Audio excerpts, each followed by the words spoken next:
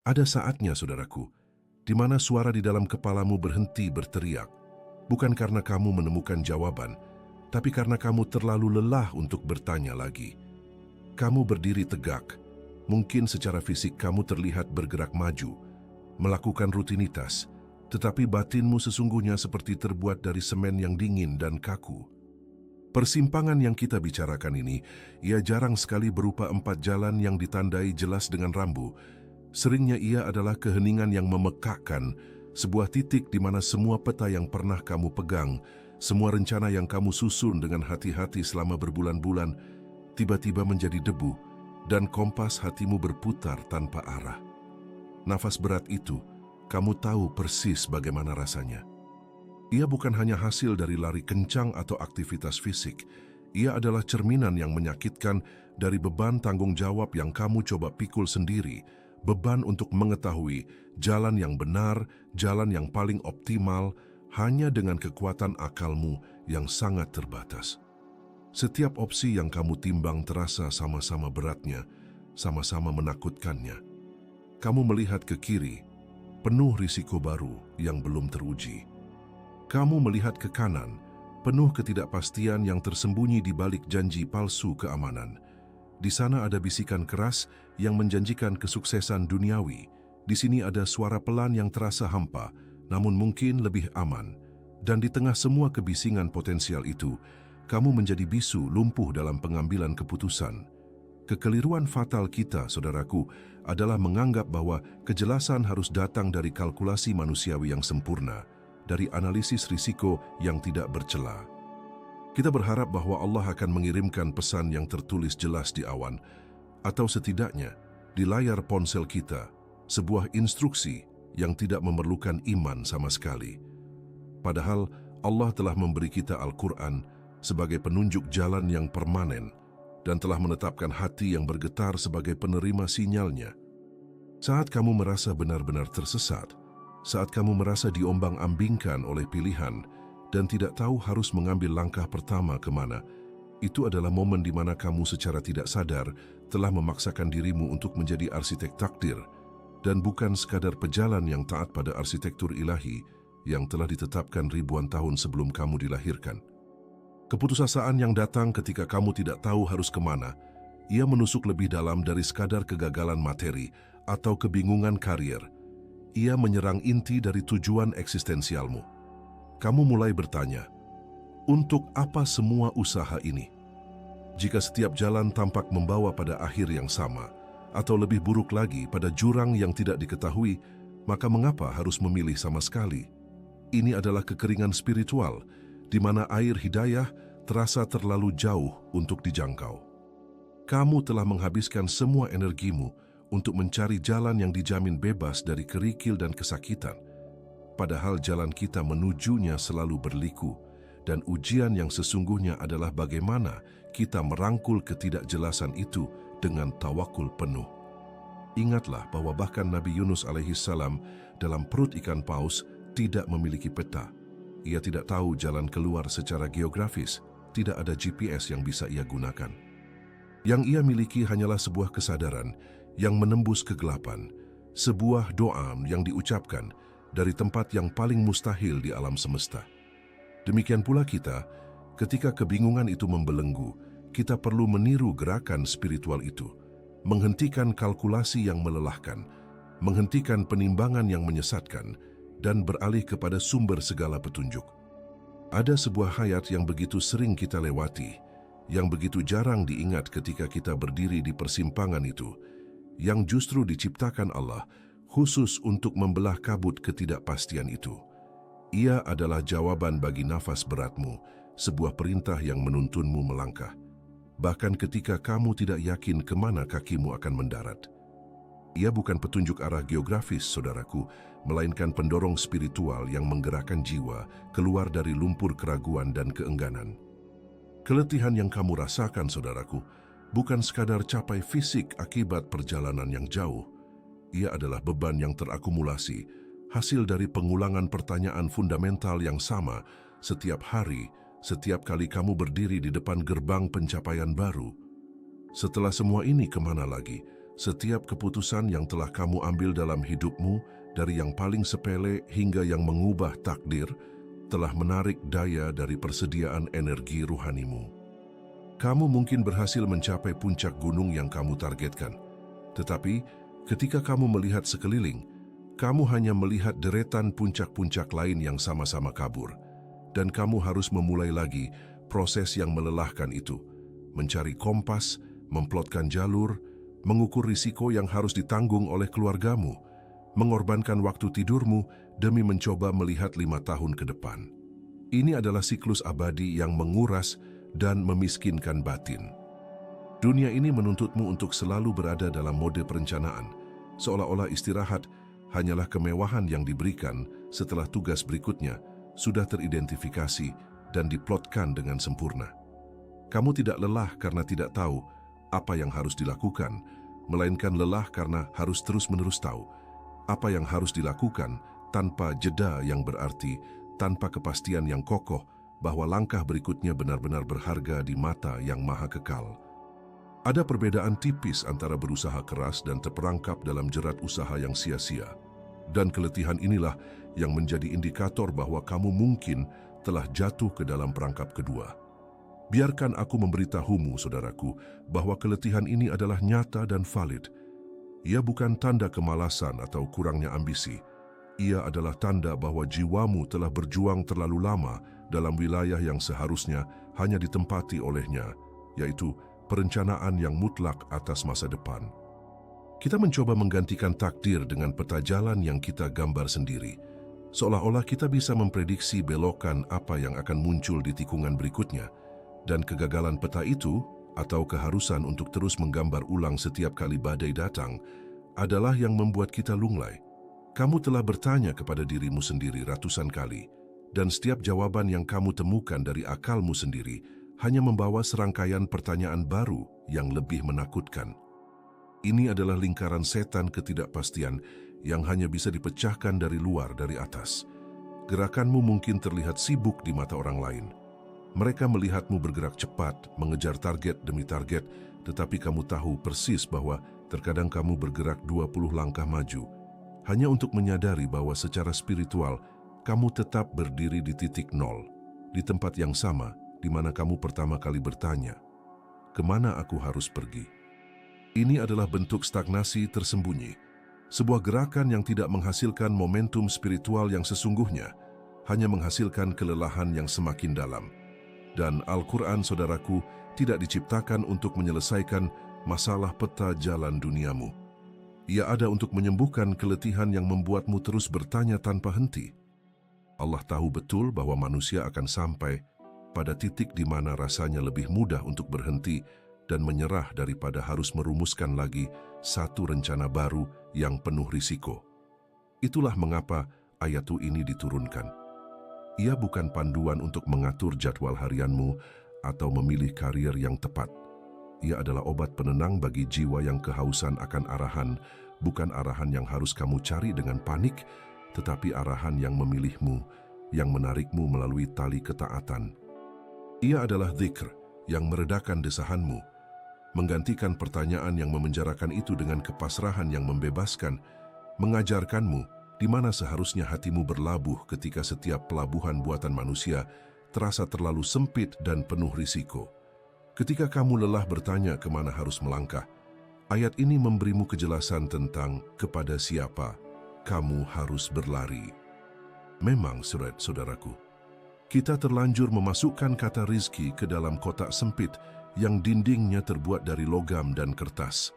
Kita memenjarakannya di dalam lembaran neraca yang dingin, di dalam nilai tukar yang fluktuatif, seolah rezeki itu hanya terwujud dalam bentuk yang bisa dihitung, yang bisa dipegang, yang bisa dihabiskan.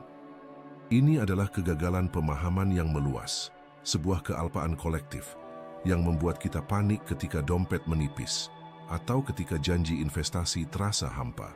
Namun anehnya, kita kurang merasa tercekik ketika hati kita mulai menyimpang dari jalan yang lurus. Ketika kita ragu mana yang hak dan mana yang batil. Padahal, yang paling berharga dari semua rezeki yang Allah tabur di semesta ini adalah rizki al-hidayah.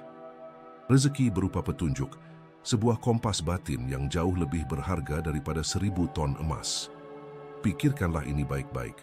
Apa gunanya kekayaan di tangan jika kamu kehilangan peta menuju tempat yang kekal? Apa manfaatnya memiliki 1000 pilihan pekerjaan, 1000 kesempatan bisnis yang menggiurkan, jika kamu tidak tahu pintu mana yang seharusnya kamu masuki karena pintu itu diridai oleh Allah? Justru kepanikan yang paling mendasar saat kamu tidak tahu harus kemana melangkah. Saat kamu berdiri sendirian di persimpangan yang gelap di tengah malam, saat itulah kamu merasakan defisit rezeki yang sesungguhnya. Itu bukan defisit uang, melainkan defisit hidayah yang membuat jiwamu limbung. Allah tidak menjanjikan kita kekayaan duniawi tanpa batas. Dia telah menjelaskan dengan jelas bahwa dunia ini adalah tempat ujian, tempat yang fana, dan kekayaan bisa menjadi beban yang menyeret. Tetapi Dia berjanji kepada kita bahwa pintu petunjuknya selalu terbuka lebar bagi mereka yang bersungguh-sungguh mencari. Ingatkah kamu janjinya dalam surah Al-Ankabut ayat 69, sebuah bisikan kuat tentang metode pencarian yang tidak bisa diganggu-gugat oleh perhitungan manusia. Wallazina jahadu fina lanahdiyannahum subulana. Dan orang-orang yang bersungguh-sungguh mencari keridhaan kami, sungguh kami akan tunjukkan kepada mereka jalan-jalan kami. Jalan-jalan unsubulana saktu bentuk jamak. Bukan hanya satu jalan, tetapi banyak sekali jalan yang Allah siapkan untuk membimbingmu kembali kepadanya, asalkan kamu mengerahkan upaya tulus untuk mendekat. Ketika kamu kebingungan dan melantunkan ayat ini, doa yang kamu panjatkan itu bukan sekadar alat untuk menarik materi secara fisik dari langit. Tidak, ia adalah jembatan untuk memohon rizki al-hidayah. Ia adalah doa yang berfungsi sebagai pemetaan spiritual, meminta sang pemberi jalan untuk memprogram ulang kompas batinmu agar menunjuk ke arah yang benar. Karena harta bisa menipu, bisa menjerumuskan, bisa menjadi api. Banyak orang yang memiliki segalanya di mata dunia, namun berakhir dengan jiwa yang fakir, jiwanya merana, karena mereka hanya mengejar rezeki yang berwujud, melupakan rezeki yang membimbing. Mereka memiliki banyak pilihan, tapi tidak punya arah yang jelas, sehingga langkah mereka terasa berat tanpa keberkahan. Krisis finansial memang terasa perih, menyakitkan saat perut harus menahan lapar, tapi krisis petunjuk jauh lebih berbahaya, saudaraku. Karena ia bisa menghanguskan amalmu dan membuangmu ke tempat yang jauh dari rahmat. Ketika kamu bingung harus memilih rekan hidup, harus berinvestasi di mana, harus meluangkan waktu untuk kepentingan duniawi ataukah akhirat, itu semua adalah manifestasi dari kelaparan hidayah. Ayat yang kita bahas ini, ia bekerja pada lapisan yang paling dalam, ia menstabilkan kekacauan batin. Ia mengajarkanmu bahwa sebelum kamu bergerak mencari apapun di dunia ini, kamu harus terlebih dahulu memastikan bahwa kakimu berdiri di atas tanah yang Allah ridai. Fokuslah pada rezeki berupa arah, karena ia adalah janji kejelasan di tengah badai keraguan, dan hanya dengan hidayah yang cukup, kamu akan tahu kemana kamu harus melarikan diri dari kebingunganmu. Ketika kebingungan itu memakan habis energi langkahmu, saudaraku, kamu mulai berlari bukan menuju sesuatu yang jelas, melainkan hanya menjauhi kekosongan yang kamu rasakan di belakang. Kelelahan yang melandamu bukanlah dari jarak yang kamu tempuh secara fisik, melainkan dari fakta bahwa semua upaya untuk bergerak, semua putaran pikiran tidak menghasilkan kepastian. Ia hanya menghasilkan lebih banyak debu yang membutakan mata batinmu. Di momen-momen inilah, ketika peta di tanganmu hangus terbakar dan kompas jiwamu berputar liar, kita perlu memanggil kembali bayangan seorang nabi yang pernah berada di titik nol yang jauh lebih gelap dari yang pernah kamu bayangkan. Pikirkan sejenak tentang kisah Musa alaihissalam. Setelah melarikan diri dari Mesir, menjadi buronan karena tuduhan pembunuhan, ia tiba di tanah Madian. Ia berjalan selama 8 hari atau mungkin 10 hari, sejarah menyebutkan berbagai bilangan, melintasi padang pasir yang membakar tanpa bekal uang, dan tanpa bekal air yang cukup. Ia bukan sekadar kehabisan kekayaan, ia telah kehabisan negara, kehabisan keluarga, kehabisan tujuan, dan yang paling krusial, ia kehabisan harapan akan masa depan yang jelas. Ia seorang pengungsi yang takdirnya, semua pintu rezeki, perlindungan, dan penerimaan benar-benar tertutup rapat. Ia sampai di tepi sumur di Madian, kelelahan total, lapar, dan menyaksikan ketidakadilan kecil yang menyentuh nuraninya. Dia bisa saja berteriak menuntut air atau memohon kekuatan untuk kembali dan membalas dendam pada Firaun. Tetapi yang ia panjatkan di tengah titik nadir eksistensi itu adalah sebuah kalimat yang sangat singkat, yang mengajarkan kita seluruh esensi dari doa ketika kita benar-benar kehilangan arah. Ia tidak berkata, "Ya Allah, berikan aku pekerjaan yang bergaji besar," atau "Ya Allah, tunjukkan padaku peta menuju rumah."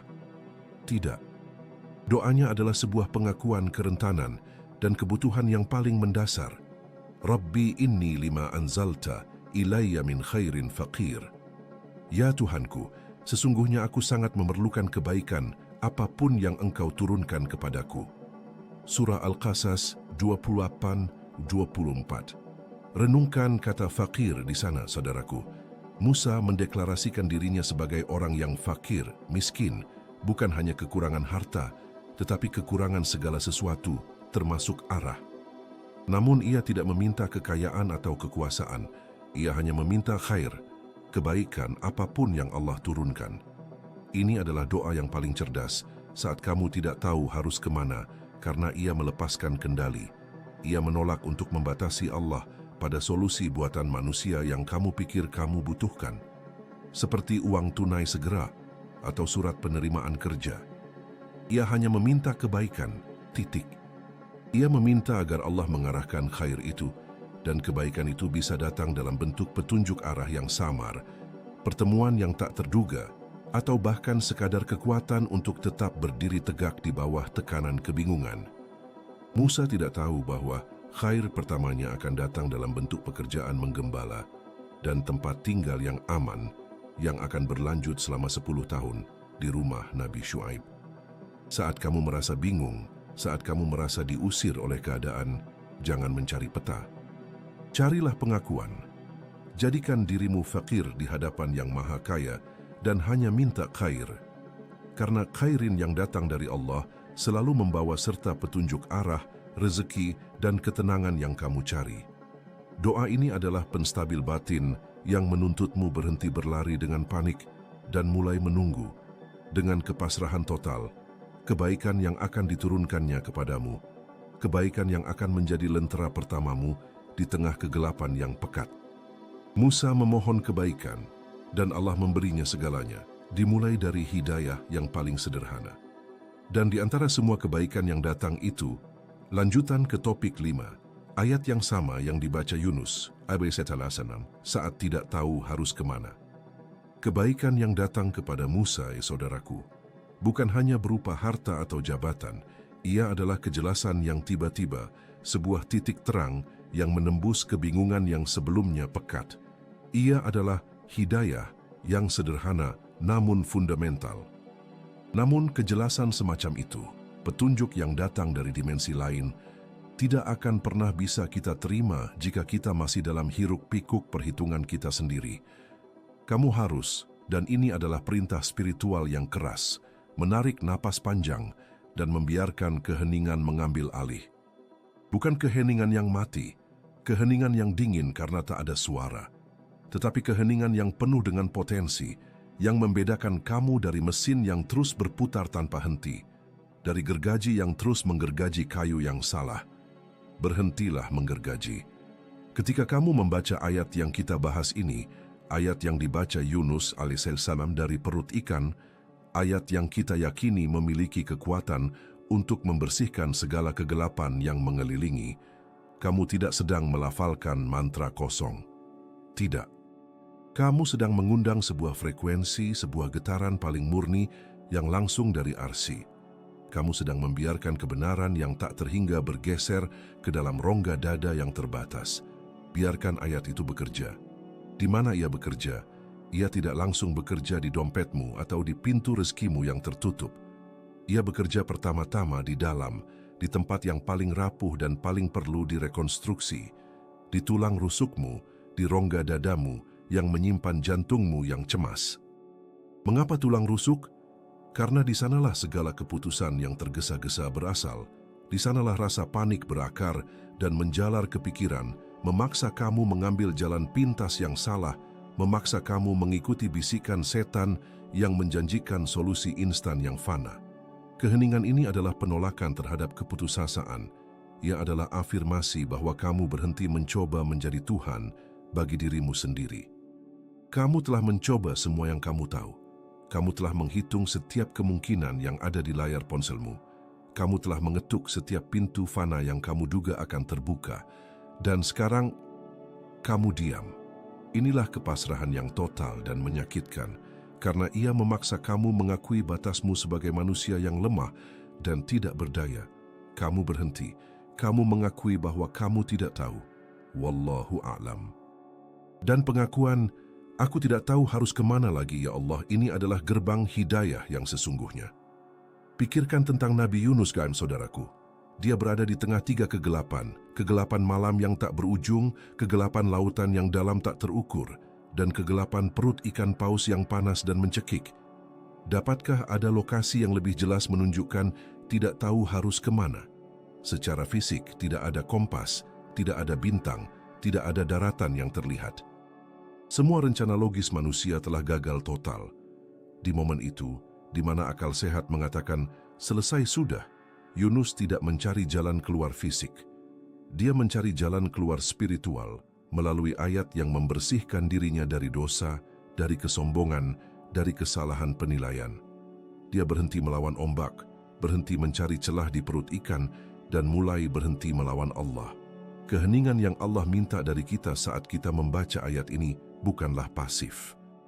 Ia adalah tindakan paling radikal dan paling aktif yang bisa kamu lakukan.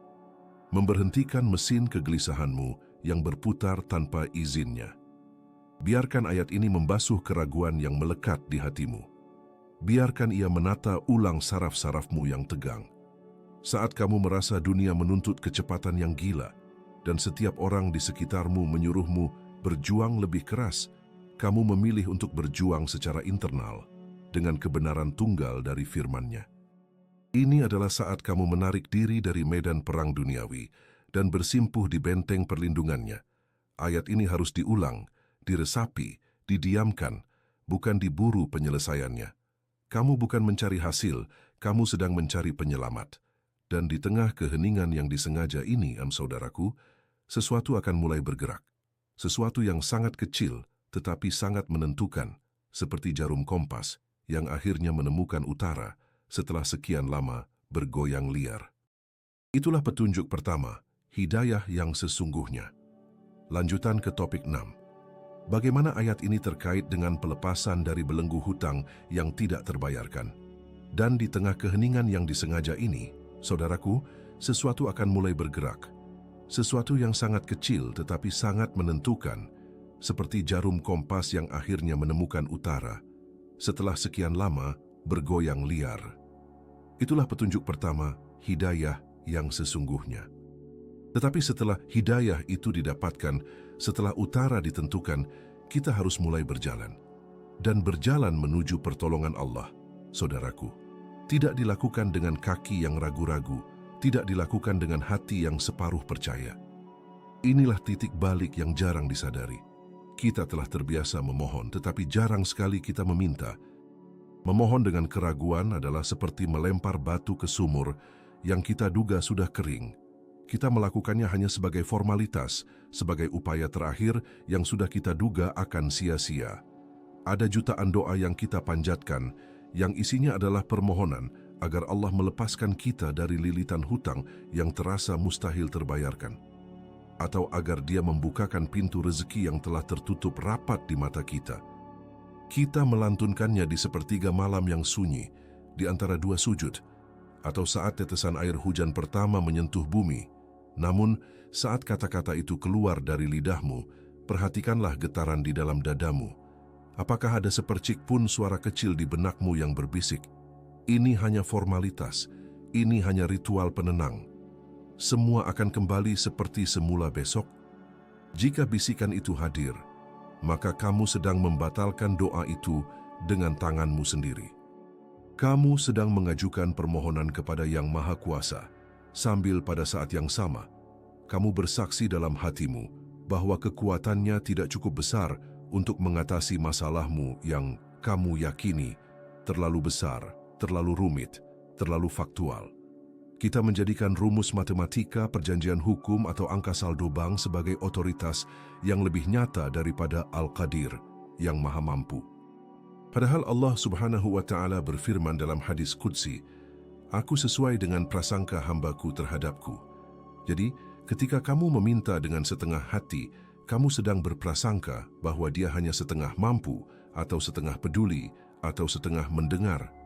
Inilah syirik yang paling halus, saudaraku, meragukan janjinya dalam permohonan kita sendiri.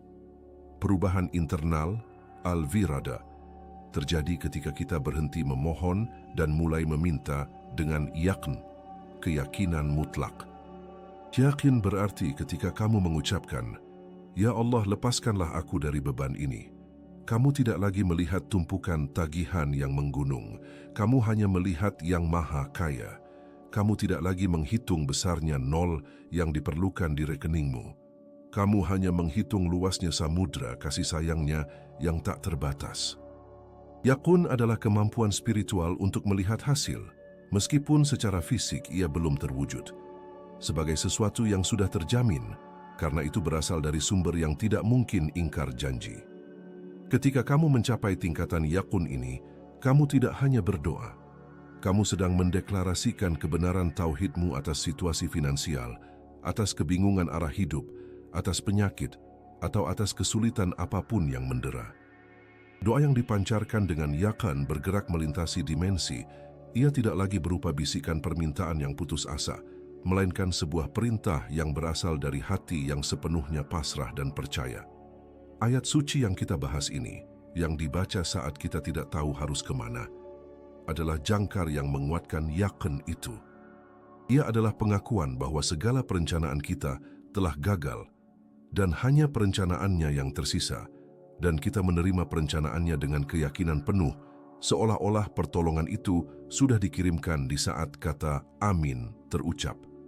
Inilah saatnya untuk membalikkan krisis keyakinanmu, untuk membiarkan Allah menjadi satu-satunya otoritas dalam perhitunganmu, dan bukan lagi data-data kering duniawi. Mulailah meminta seolah-olah kamu sudah tahu jawabannya adalah ya, karena Allah tidak pernah menolak permintaan yang diajukan dengan hati yang percaya sepenuhnya kepada kekuasaannya. Itu adalah janji. Janji itu, saudaraku, bukanlah kupon yang bisa kamu tukarkan hanya dengan menyelesaikan hitungan, atau sekadar memastikan kamu mengucapkan doa itu sekian kali sebelum matahari terbit atau terbenam. Ritual ini, cara kita mendekati ayat dan doa yang disyariatkan, bukan tentang mengaktifkan kekuatan magis yang tersembunyi dalam fonetik Arab, seolah-olah kita sedang merapal mantra yang memaksa alam semesta tunduk. Itu adalah pandangan yang sangat menyesatkan, sebuah penyimpangan dari tauhid. Ketika kita bicara tentang mengulangi kalimat-kalimat suci ini, kita sedang bicara tentang menata ulang keseluruhan arsitektur batin kita. Ini adalah latihan pengakuan. Bayangkan, kamu bukan sedang berbicara kepada dinding, melainkan sedang berdiri di hadapan cermin agung, tempat kamu tidak bisa menyembunyikan kekuranganmu, kegelisahanmu, atau bahkan sedikit pun kebanggaan yang masih menempel di sudut hatimu. Pengulangan ini adalah proses berkelanjutan untuk menarik kembali klaim palsu atas kekuatan pribadi yang selama ini kamu genggam. Ritualnya sederhana, sangat sederhana, sehingga orang sering melewatkannya karena mereka mencari kerumitan yang menipu. Pertama, kamu harus mencari jeda, saudaraku. Jeda yang benar-benar sepi dari deru perhitungan duniawi, bukan hanya sepi dari suara bising, tapi sepi dari suara bising di dalam kepalamu sendiri. Duduklah dalam keadaan suci di waktu yang paling hening setelah kamu menyelesaikan kewajiban salat fardu, atau bahkan di tengah malam yang dalam. Lalu, mulailah mengucapkan ayat atau doa itu. Jangan terburu-buru mengejar target angka. Keikhlasan 10 kali pengucapan yang meresap jauh lebih berharga daripada 1000 kali yang hanya menjadi gumaman di bibir. Saat kamu mengucapkan kalimat itu, tariklah napas dan biarkan udara itu menjadi saksi kelemahanmu. Saat kamu menghembuskannya, bayangkan kamu melepaskan setiap tali yang mengikat hatimu pada sebab-sebab duniawi. Pengakuan total kelemahan berarti kamu harus berhenti bermain peran. Berhenti berpura-pura bahwa kamu tahu langkah selanjutnya. Ketika kamu sampai pada kalimat pengakuan, seperti, "Ya Allah, aku tidak tahu harus kemana lagi," kamu harus benar-benar merasakannya hingga ke sumsum tulang. Biarkan kerentanan itu terlihat. Izinkan dirimu untuk merasa kecil. Itu bukan kekalahan, itu adalah pintu masuk menuju kekuatan yang tak terbatas. Setiap ulangan adalah paku yang menancap ke peti mati egomu. Setiap pengucapan harus diikuti oleh jeda singkat, di mana kamu menunggu. Bukan menunggu jawaban datang berupa pesan teks, tetapi menunggu hati untuk bergetar, menunggu bimbingan yang datang dari kedalaman, sebuah bisikan kepastian bahwa urusanmu telah dipindahkan ke tangan yang lebih mampu. Ini adalah dzikr yang menuntut kehadiran total. Mata mungkin terpejam, tapi hati harus terbuka, lebar, siap menerima apapun yang ia tetapkan. Ketika kamu menyimpang dari ritual ini dan menjadikannya sebuah formula mekanis seperti menekan tombol, kamu hanya menciptakan kebisingan rohani. Allah tidak butuh suara kita, Ia butuh kejujuran kita. Ulangilah ayat itu hingga kalimat tersebut berhenti menjadi kata-kata dan mulai menjadi keadaan jiwamu, hingga kamu berdiri, merasa telanjang dan tak berdaya. Namun anehnya, sangat tenang karena kamu akhirnya meletakkan beban yang bukan milikmu untuk dipikul. Lakukan itu, saudaraku, dan perhatikan bagaimana dinding-dinding yang kamu bangun di sekeliling rezeki dan solusi mulai retak, bukan karena kekuatanmu, tapi karena kamu berhenti menghalanginya dengan kepalsuan kekuatan diri. Dan yang paling penting, jangan pernah berhenti di angka yang genap. Ulangi sampai ada sesuatu di dalam dirimu yang tergerak, sebuah tanda bahwa jiwa telah mendengar dan raga telah menyerah. Kekosongan yang mendalam yang terasa setelah kamu mengulang-ulang dzikir itu, sampai lelah, sampai suara parau, seringkali disalahartikan sebagai kesendirian. Kamu berpikir, dalam keheningan yang mencekik itu, bahwa keputusasaan untuk menemukan jalan keluar dari labirin ini hanyalah milikmu seorang. Inilah kesombongan tersembunyi yang harus kamu lepaskan, saudaraku. Keyakinan bahwa bebanmu adalah beban yang unik dan kegagalanmu untuk melihat cahaya adalah bukti kelemahan pribadimu yang tidak terampuni. Dengarkanlah ini baik-baik, karena ini adalah akar dari komunitas tak terlihat yang menopangmu. Kamu bukan yang pertama merasa tersesat hingga ke tulang sumsum. Perasaan tanpa arah yang membuatmu bertanya-tanya, mengapa Allah telah meninggalkanmu? Mengapa doa-doa itu terasa seperti batu yang jatuh ke sumur kering? Perasaan itu sama persis dengan yang dialami oleh para nabi. Ya, bahkan para nabi Allah yang memegang tali wahyu di tangan mereka, pernah melalui malam-malam tanpa bintang, pernah merasa seolah-olah mereka adalah satu-satunya manusia yang berjalan di padang gurun tak berujung. Pikirkan sejenak tentang Musa alaihissalam. Ketika beliau melarikan diri dari istana Firaun, beliau bukanlah seorang pemimpin yang berkuasa, bukan pembawa mukjizat, melainkan seorang buronan yang ketakutan, berjalan kaki melintasi padang pasir, lapar, dan kebingungan. Kitab suci menceritakan bagaimana ia memohon perlindungan di bawah bayangan pohon, lelah dan kehausan, sebelum kemudian ia mengucapkan kalimat pasrah yang seharusnya menjadi peganganmu saat ini. Ya Tuhanku, sesungguhnya aku sangat memerlukan kebaikan apapun yang Engkau turunkan kepadaku.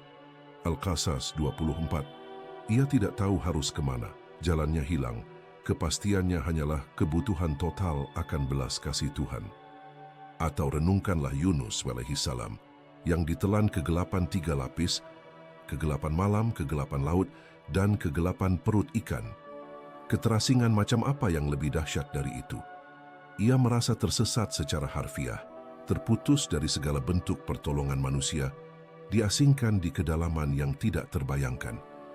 Dalam momen yang paling gelap itu, ketika akalnya pasti menjerit bahwa segalanya telah berakhir, ia tidak berteriak meminta peta atau kapal, ia berteriak dengan dzikir pengakuan, tidak ada Tuhan selain Engkau, Maha suci Engkau, sesungguhnya aku termasuk orang-orang yang zalim. Itu adalah suara dari keputusasaan yang diubah menjadi pengakuan tauhid yang murni.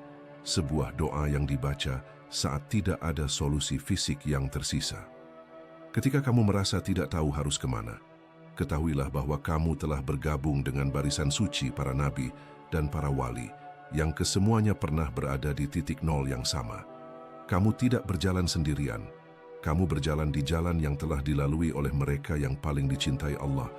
Rasa kehilangan arah itu bukanlah tanda kutukan, melainkan sinyal bahwa Allah ingin kamu melepaskan pegangan pada peta buatanmu sendiri dan memohon peta yang hanya dapat diwahyukan olehnya.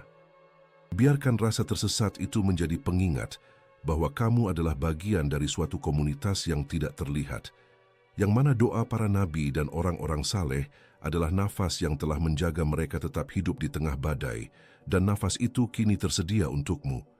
Tugasmu hanyalah memohon perlindungan dari kegelapan yang sama, menggunakan kata-kata yang sama, dengan hati yang hancur yang sama. Ini adalah titik klimaks dari seluruh perjalanan ini, saudaraku. Kamu sudah mengucapkan ayat itu. Kamu sudah memohon jalan keluar dari jalan buntu yang membuat kakimu lumpuh, menggunakan kata-kata yang sama, dengan hati yang hancur yang sama. Kini, setelah kata-kata itu terlepas dari lidahmu, menjadi asap tipis yang naik menuju takdir. Tidak ada lagi yang tersisa selain melakukan hal yang paling sulit, melakukan taslim yang sejati. Itu berarti melepaskan kendali atas ekspektasi. Kita sering berdoa meminta petunjuk, namun segera setelah doa itu selesai, kita buru-buru mengambil kembali setir, mencoba mengarahkan jawabannya sesuai dengan peta buatan kita sendiri. Kita ingin Allah menunjukkan jalan, tetapi kita bersikeras bahwa jalan itu harus beraspal mulus, bercahaya terang, dan membawa kita ke tempat yang kita anggap aman, yang nyaman, dan yang dapat dihitung. Itu bukan tawakul, saudaraku. Itu adalah negosiasi yang lemah dengan sifat yang maha kuat. Tawakul yang diminta dari kamu saat ini adalah izin untuk dibiarkan tersesat di bawah penjagaannya. Anggap saja kamu telah melompat dari tebing dengan jaminan bahwa hanya Allah yang tahu di mana kamu akan mendarat, dan bahwa pendaratan itu, meskipun mungkin terasa asing pada awalnya, adalah bagian yang tak terpisahkan dari desain yang lebih besar, dari skenario yang lebih mulia, dari sekadar kenyamanan sementara. Kamu telah memohon, sekarang diam. Kamu telah menembakkan anak panah doa itu ke langit yang tidak terbatas. Jangan berlari mengejarnya. Biarkan panah itu kembali padamu membawa pesannya, membawa arah yang mungkin tidak kamu duga. Inilah titik ketika kesibukan mentalmu, perhitungan cemas tentang bagaimana jika dan kapan, harus benar-benar diistirahatkan, harus dilepaskan ke udara. Setiap pikiran yang mencoba memprediksi bagaimana ayat itu akan bekerja, atau kapan rezeki itu akan datang, adalah semacam syirik kecil, sebuah bisikan yang menyiratkan bahwa kamu masih meragukan efisiensi dari sang pemberi jawaban. Kamu telah berinteraksi dengan sifat Al-Wakil yang maha pemelihara. Kini biarkan Al-Wakil bekerja tanpa intervensi mental yang melelahkan. Seringkali, saudaraku, petunjuk yang datang itu tidak berbentuk jalan besar yang membentang jelas di depan mata, melainkan sekadar rasa lega yang tiba-tiba, sebuah intuisi untuk menghubungi seseorang yang sudah lama tidak kamu sapa, atau bahkan sebuah penutupan pintu yang selama ini kamu yakini sebagai satu-satunya harapanmu. Petunjuk ilahi bekerja dalam kontradiksi yang seringkali membuat kita bertanya-tanya.